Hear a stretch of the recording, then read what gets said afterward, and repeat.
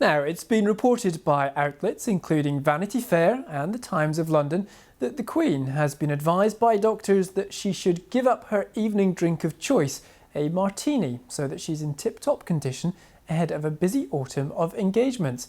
By doing so, Her Majesty joins a growing number of people around the world choosing to ditch the booze in favour of non-alcoholic drinks. It's led to a massive boom in cocktails, wines and beers with little or no alcohol in them. The global market for booze-free drinks is around $1 trillion, with sales globally expected to rise by 31% by 2024. So, with so many non-alcoholic alternatives, which are fit for a queen? Well, the man with all the answers is Derek Brown. He runs the Columbia Room in Washington, D.C. and is the author of Mindful Mixology, a guide to no and low alcohol cocktails. And he joins us now. Derek, delighted to see you. Thanks very much for being with us. First of all, how big a deal are non-alcoholic drinks? There's so many, there's just, as you mentioned, there's an explosion of non-alcoholic drinks. So even though it's unfortunate she can't drink anymore, it's a good time not to be drinking.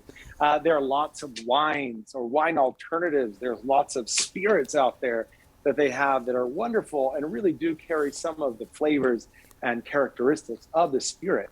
And you can even make a non-alcoholic dry martini. So I'm happy to share the recipe right now. So if Her Majesty is watching, what does she need to do? Well, she needs to go and buy some non-alcoholic gin to begin with. And yes, I know it's not actually gin, but it does, like I said, carry some of the flavors, some of the aromatics, and definitely juniper. So we're going to put a little bit of that in there. And they also have non-alcoholic dry vermouth. So I like my martini with a lot of dry vermouth. And so I know that sometimes people like to kind of just wave it by the mixing glass, but for me that's kind of an essential part of it, so I'm going to make sure to include that. So we're going equal parts of the gin or non-alcoholic gin and non-alcoholic vermouth. But the thing is, alcohol does have a special sort of texture to it, and that's hard to achieve without other ingredients. So I'm going to add a couple things that are a little bit differently. First, I'm going to take some olive brine, actually, so almost like a dirty martini, and I'm going to include that in there because that olive brine, that salt, really adds to it.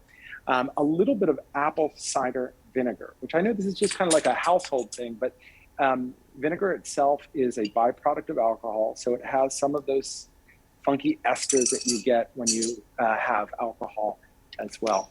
And of course, I'm going to use some bitters as well. And they make lots of non-alcoholic bitters now, which is nice. So the original martini had bitters in it. I know people don't often include them now, but it's really important you do it with a non-alcoholic gin martini. So then we're going to stir it.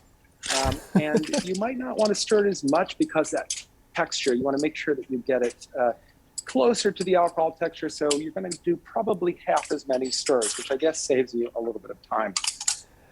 And we're going to pour it into. And David, as you're doing that, just tell us briefly, the Queen's obviously a lady in her more senior years, but are young people getting more into non-alcoholic drinks as well? Just briefly, if you can. Yeah, that's amazing that there's so many people who are getting involved with it. And look, I've got a special flag here, lemon and olive. So there's so many people who are getting involved, and young people and older people, and I think there's lots of good reasons for it, and that can involve health reasons or piety, or just because you're running a marathon the next day. There's so many reasons not to drink alcohol sometimes. Good stuff. And it's good to have the choice. We'll have to leave it there. Derek Brown in Washington, D.C. at the Columbia Room. Thank you very much for being with us. You're watching BBC News. Bye-bye for now.